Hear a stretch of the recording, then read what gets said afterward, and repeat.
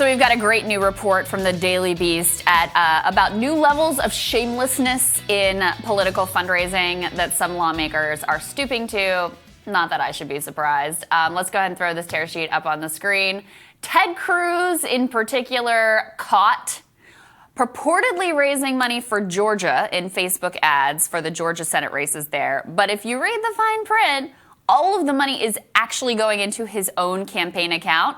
So he actually, Rachel, his ad, that's like a little video that plays, and he says, gun grabbing, tax hikes, open borders, and stacking the Supreme Court. That's the radical Democrat agenda if they win the Georgia Senate elections.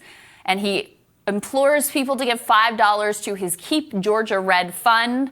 That fund directly goes into his campaign coffers and has nothing to do with Georgia whatsoever.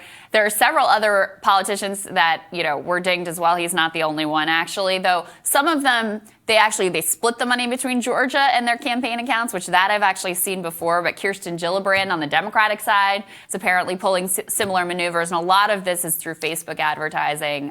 Pretty shameless activity here, Rachel. Yeah, this is an entire industry in Washington, D.C.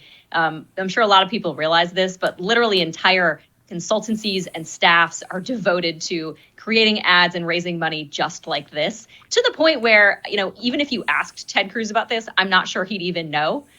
Same with Kristen Gillibrand. He filmed the video, though. Well, he did do that. In fairness, then he might know. But, I think it goes to the point that each of these senators now has their own PACs, right? And the more money that you can raise in that individual PAC, the more powerful you become. Because in theory, right, Ted Cruz could give money out of his PAC to Kelly Loeffler and David Perdue, but there's no guarantee he will. And that's why the money's going into his PAC so he can decide.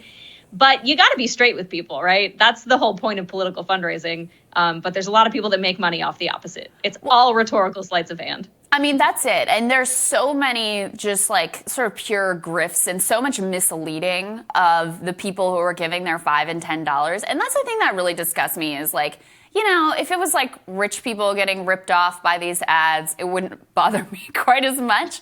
But you're talking about people who are, on Facebook, who care about a political cause, who think that they're giving $5 that's going to help Republicans keep the Senate or help Democrats pull off these upset wins in Georgia. And they're just getting completely snookered.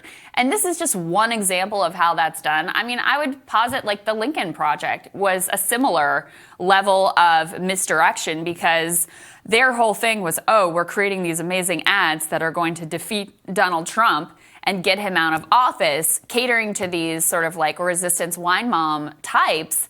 And when it comes down to it, their ads weren't effective at all. In fact, and this isn't like me saying that there have been multiple studies done, tests done on their ads. They were not effective at all. So they were some of the worst. They were the worst ads that were actually tested by these groups. Some of the ads actually swayed voters to back Donald Trump, like did the opposite of what they're supposed to, because it wasn't really about defeating Donald Trump. It was about generating a ton of views on Twitter or a ton of views on Facebook and pulling in a bunch of money to this consulting firm. And ultimately, it's just disgusting. It also reminds me of like the build, we're going to build the wall. What was the thing? The build the wall thing.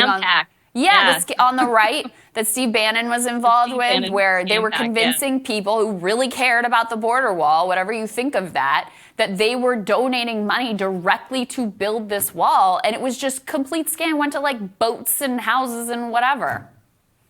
Yeah, and it also drives the like perpetual fear and disgust cycle of politics, right? Because all these ads play to people's base instincts and fears. Right. This is why the socialism ads work so well with right-wing boomers, because they're so scared of socialism. So you just put a picture of Ocasio-Cortez on something and you'll raise like $100. But you set up people's expectations for all, these politicians are like, give me your last $5. I'm the only bulwark between you and, whatever, fear number one. And then they get to Washington and they do nothing. And then they outrage the base as well. So it ultimately just serves nothing. It drives a cycle of just superficial fear and then actually warranted disgust. And it's sort of the base nature of politics. But again, this is how half of the town makes their living, is on ads like this. Disgusting. All right, Rachel, stick with us. We're going to have more Rising for you after this.